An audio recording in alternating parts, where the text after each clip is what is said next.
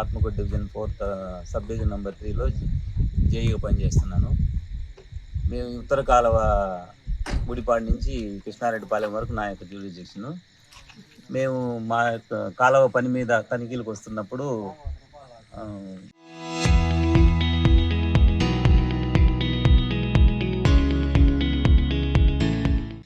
Spoil bank అంతా అక్కడక్కడ తీస్తున్నట్టుగా కనిపెట్టాము. ఎక్కడ అన్ని చూస్తూ వచ్చినప్పుడు మాకు ఎవరో తీసుకుపోతున్నట్టు మాకు కొంచెం ఇన్ఫర్మేషన్ ఉంది. దాంతో ఈరోజు అదే మేము నిఘా పెట్టడం జరిగింది. ఎవరు ఎత్తుకుపోతున్నారని కొంతమంది నిఘా పెట్టడం జరిగింది. ఆ నిఘాలో ఈరోజు ఇక్కడ తీస్తున్నట్టు ఇన్ఫర్మేషన్ రావడంతో ఈరోజు రాత్రి 1 గంట ప్రాంతంలో వచ్చి పోలీసు అధికారుల సహాయంతో ఒక 8 ట్రాక్టర్లని సీజ్ చేయడం జరిగింది. ఇదే విధంగా ఇక దగ్గరలో పెట్రోల్ బంక్ కూడా కొంచెం తోరినట్టు తెలిసింది. ఈ ఈ మొత్తం ఎక్కడెక్కడ పోయింది ఏంటనేది ఇన్ఫర్మేషన్ తీసుకొని అందరి దగ్గర కూడా దానికి సంబంధించి అంతా కూడా కలెక్ట్ చేయడం జరుగుతుంది.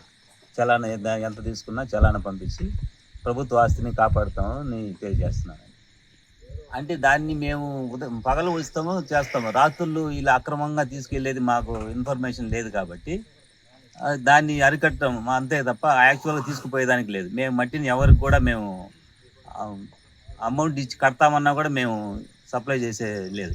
మేము ఇవ్వడం జరగదు. ఎందుకంటే మాకు ఏదన్నా రిపేర్లు వచ్చినప్పుడు తుఫాన్ అప్పుడు ఏదైనా కట్టుకుపోయినప్పుడు ఆ మట్టినే మేము తిరిగి యూజ్ చేస్తాం. అందువల్ల మేము దాన్ని ఎవరికి ఇచ్చేదంటూ ఉండదు. సరే లేదండి, ఎత్తుకుపోయింది లేదు. మేము గమనించాము, అంత ఎత్తపోయింది అయితే లేదు. ఉంటే దాన్ని కూడా తీసుకొని మా ఇన్ఫర్మేషన్ చూసుకొని మేము దాన్ని కూడా సరి చేస్తామని తెలియజేస్తాం.